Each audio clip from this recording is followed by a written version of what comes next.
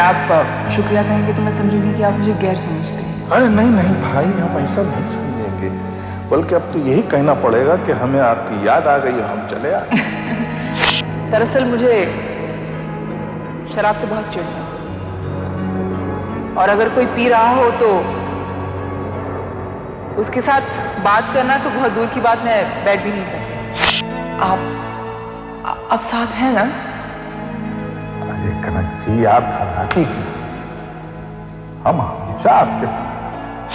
मैं सोच रही हूँ कि अगर मैं आपके साथ आ जाऊँ तो लोग क्या समझेंगे, बहुत गलत फहमी होगी कुछ। दोस्ती का रिश्ता है, दोस्ती की हद तक ही रहने दीजिए। इसी में आपकी बेहतरी है और मेरी भी। मैं आपके साथ और आगे नहीं चल सकती। बेहतर यही होगा कि हम मिलना जुलना बंद करते हैं।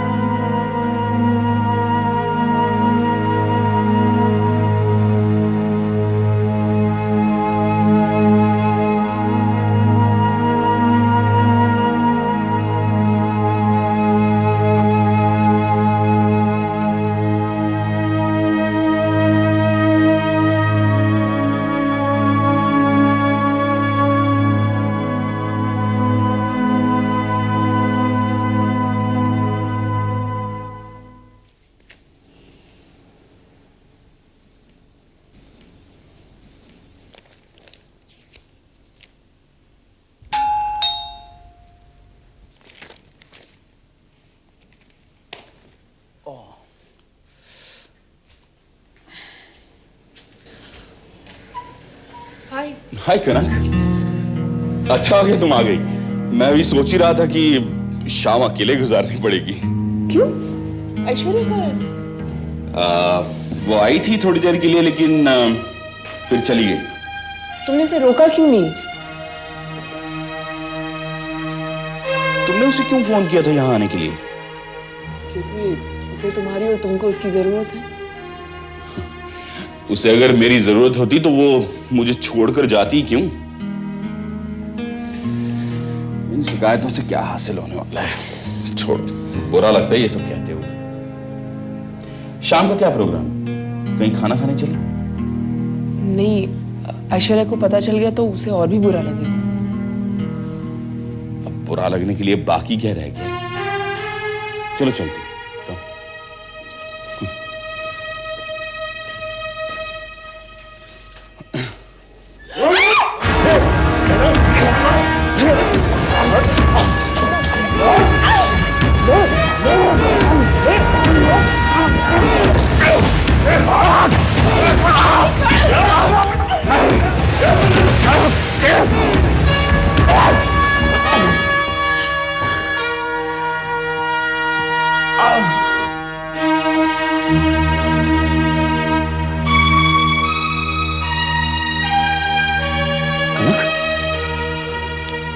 कनक, कनक,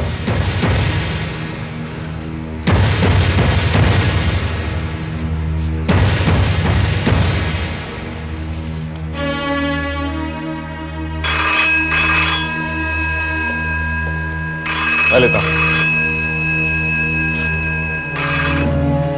हेलो हेलो सिद्धांत, मैं जयदेव बोल रहा हूँ।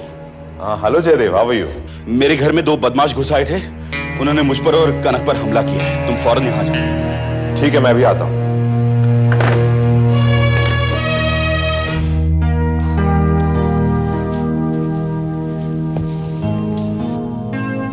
Feeling better? Yes, thank you, doctor. Good. Thank you, doctor साहब। Help very much.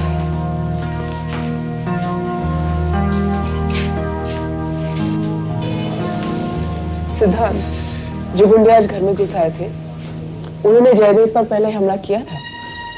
इन्होंने रिपोर्ट नहीं लिखवाई। आपने रिपोर्ट क्यों नहीं लिखवाई? क्योंकि मैं जानता हूँ यह हमला किसने करवाया है, और मैं ये भी जानता हूँ कि रिपोर्ट लिखवाने से कुछ भी हासिल नहीं होगा। आप जानते हैं कि हमला किसने करवाया है? हाँ, सैगल साहब ने। हमला करवाने से पहले उन्होंने मुझे धमकी भी दी थी, लेकिन जब तक वो 2 गुंडे पकड़े नहीं जाते तब तक सहगल साहब के खिलाफ कानूनी कार्रवाई नहीं हो सकती। आज तक वो कानून से बचते रहे हैं, आज भी बच जाएंगे। अब वो नहीं बचेंगे जयदेव, अब वो नहीं बचेंगे। उनके गुनाहों की लिस्ट बहुत लंबी हो चुकी है। एक एक करके काफी सबूत मिल रहे हैं उनके खिलाफ। एक जुर्म को छुपाने के लिए उन्होंने कई जुर्म किए। अपने कर्मों की सजा एक साथ भुगतनी पड़ेगी उन्हें। मैं आपकी रिपोर्ट को दर्ज कर लेता हूं। सहगल साहब के गुनाहों की लिस्ट में एक गुनाह और सही।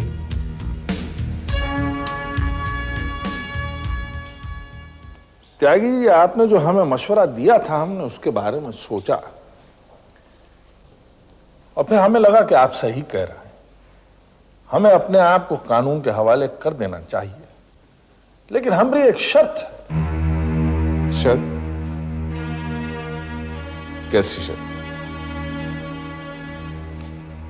त्यागी जी, हमने आज तक जो कुछ भी किया है उसमें आप बराबर के शरीक रहे, तो फिर सजा सिर्फ हमें क्यों मिलेगी?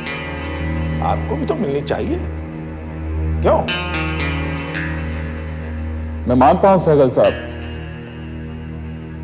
गुनाहगार का साथ देना भी एक जुर्म है, लेकिन डीआईजी साहब के कहने पर चूंकि मैं सरकारी गवाह बन चुका हूं, इसलिए मेरी सजा माफ हो जाएगी। अगर आप अपने आप को कानून के हवाले करते हैं तो आपके साथ भी रियायत बढ़ती जाएगी। रियायत तो बढ़ती जाएगी त्यागी, लेकिन सजा तो फिर भी होगी ना। ये आप और डीआईजी साहब जो मिलकर हमारे साथ खेल खेल रहे हैं ना, हम इससे भी ऊंचा खेल खेल सकते हैं। आज भी पार्टी हाईकमान के साथ हमारे अच्छे ताल्लुकात हैं। अपने डीआईजी साहब को समझा दीजिए, जो हमारे खिलाफ उन्होंने फाइलें जमा की हैं उन्हें जला दें, न उनकी वर्दी और कुर्सी दोनों खतरे में पड़ जाएंगी।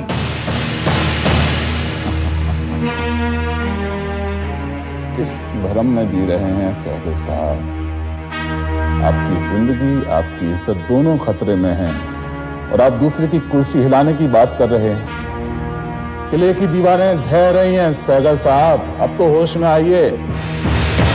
मैं अपने गुनाहों का प्रायश्चित कर रहा हूं, आपको भी यही करना होगा, बाकी आपकी मर्जी।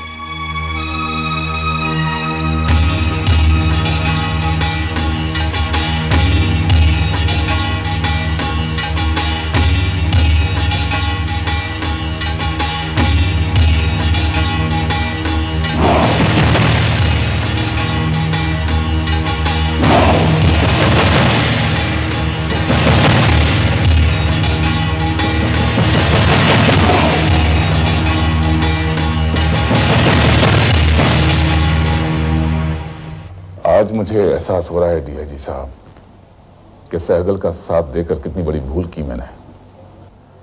वो आदमी किसी का दोस्त नहीं, किसी का रिश्तेदार नहीं। आज मैं उनकी जिंदगी का वो राज आपको बताने जा रहा हूं जिसकी तह तक कोई नहीं पहुंच सका। कॉर्पोरेटर शर्मा का कत्ल, उस कत्ल का सुराग आज तक पुलिस नहीं पा सकी, लेकिन मैं जानता हूं कि वो कत्ल किसने किया। शर्मा जी का कातिल कौन है वो? सहगल साहब, जिस वक्त कत्ल हुआ राजू भैया वहां मौजूद था। लेकिन इस कत्ल का मकसद क्या था? उसने शर्मा जी का खून क्यों किया? जब गोलियां चलती हैं तो रास्ते के किनारे खड़े राहगीर भी मारे जाते हैं। सहगल साहब ने अपने एक पार्टी वर्कर का खून किया था क्योंकि उन्हें शक था कि उसने उनके साथ गद्दारी की।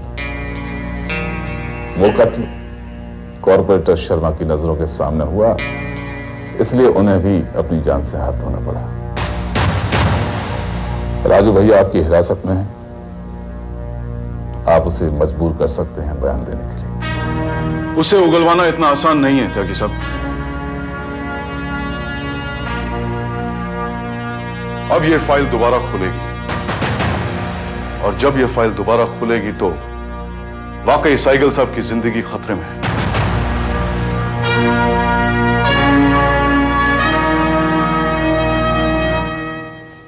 तुम पर 2 बार हमला हो गया और तुमने मुझे बताया तक नहीं। सर, पहली बार हमला हुआ तो मैंने पुलिस में रिपोर्ट भी नहीं दर्ज करवाई, लेकिन दूसरी बार कनक जख्मी हुई इसलिए मैंने सिद्धांत को फोन कर लिया। लेकिन क्यों? पहली बारी पुलिस को इन्फॉर्म क्यों नहीं किया तुमने? सर, मेरे पास सहगल साहब के खिलाफ कोई सबूत नहीं है कि उन्होंने मुझ पर हमला करवाया। सबूत आज भी नहीं, इसीलिए मैं इस मामले को और बढ़ावा नहीं देना चाहता था। और फिर एक खतरा यह भी था कि जिद में आकर कहीं सहगल साहब कनक को नुकसान ना पहुंचा दे। जुनूनी आदमी हैं, कुछ भी कर सकते हैं। सहगल साहब कनक को कभी नुकसान नहीं पहुंचा सकते, उस पर बहुत मेहरबान है वो। तुमसे नाराजगी की भी यही वजह थी कि तुम्हारी वजह से वो उनसे दूर चली गई। मेरी वजह से नहीं सर, कनक खुद ये समझ गई थी कि वो गलत दिशा में जा रही है। नरेश ने जब उसे धमकाया तो वो और पीछे हट गई। कनक का नाम ना उछाला जाए इसीलिए मैंने ये खबर अखबार में नहीं छपवाई, क्योंकि दोनों हमलों के वक्त कनक मेरे साथ थी। तुम्हें खबर छपाओ जरूर जयदेव, किसी का नाम लेने की जरूरत नहीं, लेकिन जिसने तुम पर यह हमला करवाया है उस तक ये मैसेज पहुंचना जरूरी है कि अब तुम खामोश नहीं रहोगे। कल ही छपा दो ये खबर। ठीक है सर, जैसा आप कहें। मैं चलता हूं।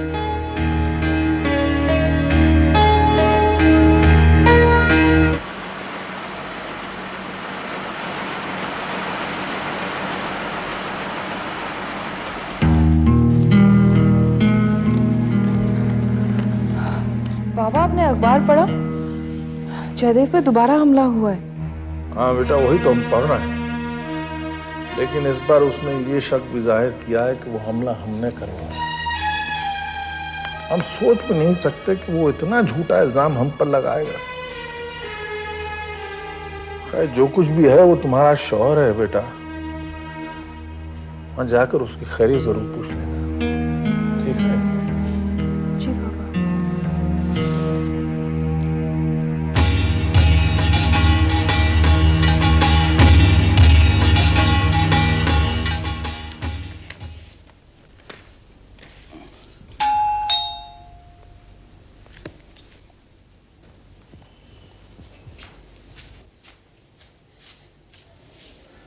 जयदेव, तुम्हारे साथ इतना बड़ा हादसा हो गया और तुमने मुझे बताया भी नहीं।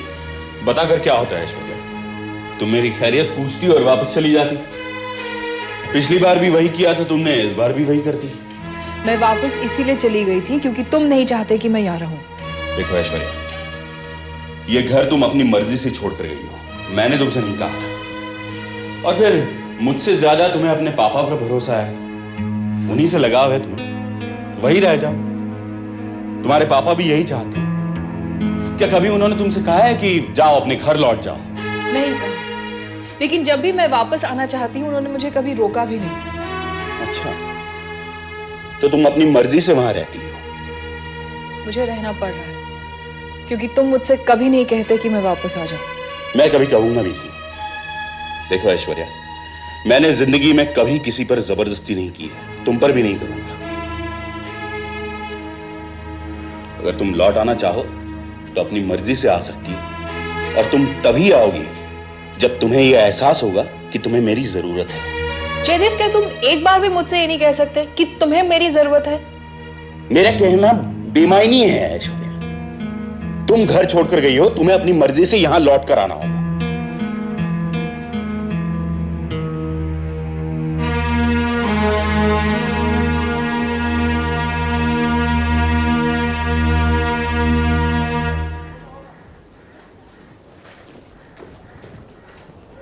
अरे कनक, कहां रह गई? हम इतनी देर से तुम्हारा इंतजार कर रहे हैं। आप यहाँ? मैंने तो आपको इंतजार करने के लिए नहीं कहा। क्यों आए हैं आप? कनक, अब हम तुम्हें देखे बिना नहीं रह सकते, इसलिए आए हैं। और तुम्हारे दिल में जो हमारे खिलाफ गलतफहमियां हैं उन्हें भी दूर करने आए हैं। गलतफहमी मुझे नहीं, आपको हुई है। मैं आपकी बहुत इज्जत करती थी, लेकिन अब वो भी नहीं है। क्या वजह है इसकी भाई?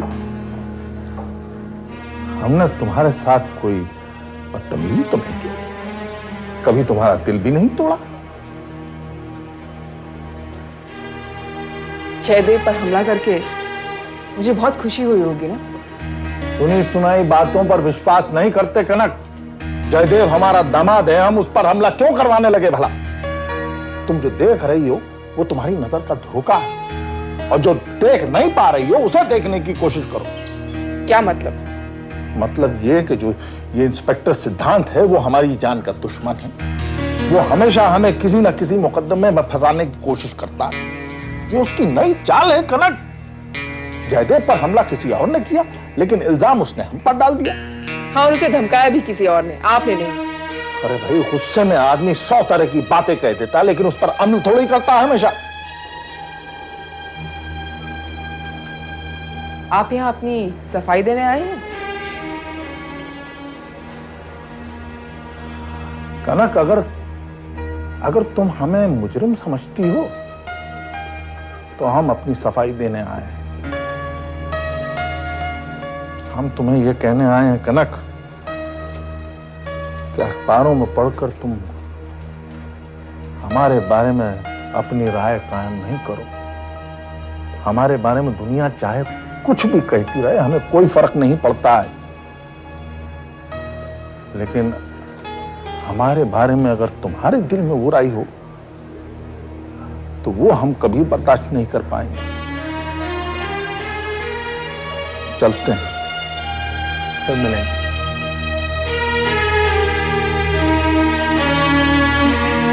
Thank you.